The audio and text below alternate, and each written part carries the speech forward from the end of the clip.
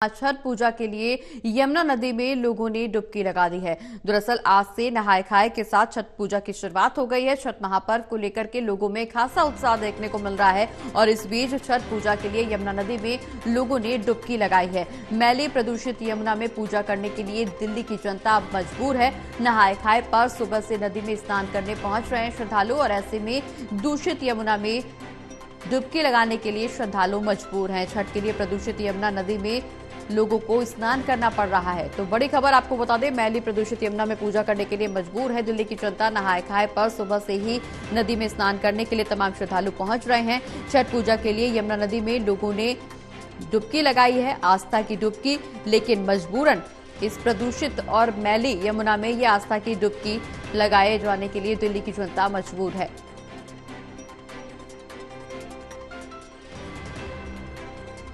विशाल हमारे सहयोगी हमारे साथ फोन लाइन पर जुड़ गए। विशाल, छठ पूजा की शुरुआत हो चुकी है। छठ महापर्व को लेकर के देश भर में उत्साह है, लेकिन दिल्ली की तस्वीर उत्साहित तो करने वाली है, लेकिन एक मजबूरी भी दिल्ली की जनता की देखने को मिल रही है।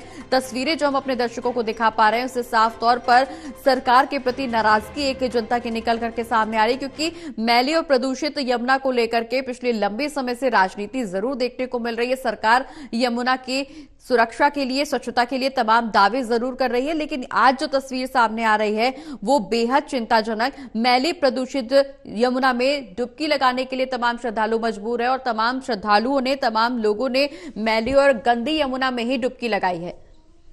जी प्रगति, बिल्कुल छठ महापर्व के अवसर पर जो लोग हैं अक्सर नदियों में कमर तक पानी में डुबकी लगाते हैं और वो तस्वीरें आज जो दिल्ली में देखने को मिली काफी भयावह और चिंताजनक है, क्योंकि दिल्ली की यमुना नदी जिस तरह से प्रदूषित है, मैलित है, उसके आसपास खड़ा रह पाना भी काफी मुश्किल है। तो ऐसे पानी में जो लोग डुबकी लगा रहे हैं उनके लिए आप सोच सकते हैं कितनी चुनौतियों का सामना करके कितनी वो वहां पर डुबकी लगा रहे हैं, क्योंकि इस पानी के आसपास खड़े रहने पर भी लोग बीमारियों का शिकार हो जाते हैं। और जो ये लोग डुबकी लगा रहे हैं ये काफी स्वास्थ्य विभाग को भी सोचने पर मजबूर कर देता है कि काफी रोक के बावजूद यहाँ पर यमुना नदी में लोगों को जाने क्यों दिया जा रहा है, क्योंकि कोई गार्ड वहां पर तैनात नहीं है जो लोगों को रोके वहां जाने से।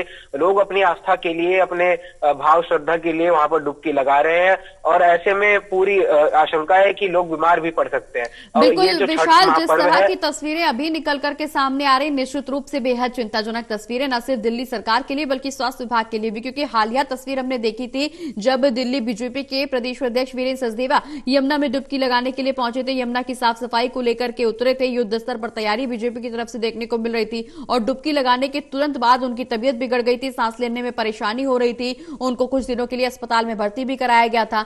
लेकिन अब दिल्ली की जनता की तरफ से यमुना में डुबकी लगाने को देखा जा रहा है कि डुबकी लगाने तमाम श्रद्धालु पहुंचे हैं। ऐसे में अगर इन सभी श्रद्धालुओं की तबीयत बिगड़ती है तो न सिर्फ सरकार के ऊपर ये बड़ा आरोप होगा बल्कि स्वास्थ्य विभाग के लिए भी एक ये बड़ी मुश्किल होगी इतने भारी संख्या में श्रद्धालुओं का इलाज करना।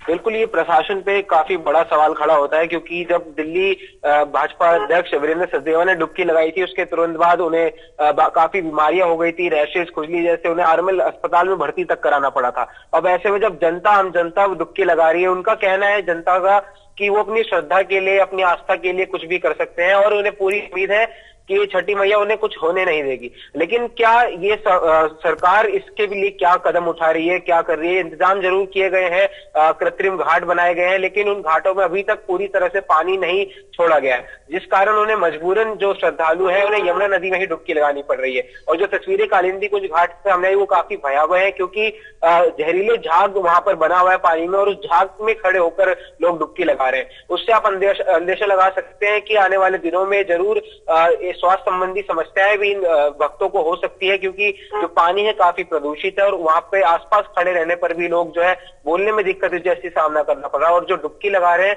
उनको कितनी मुसीबतों का सामना करना पड़ सकता है, ये काफी चिंताजनक विषय है। चलिए, बहुत बहुत शुक्रिया विशाल, ये तमाम जानकारी हमारे दर्शकों तक पहुंचाने के लिए।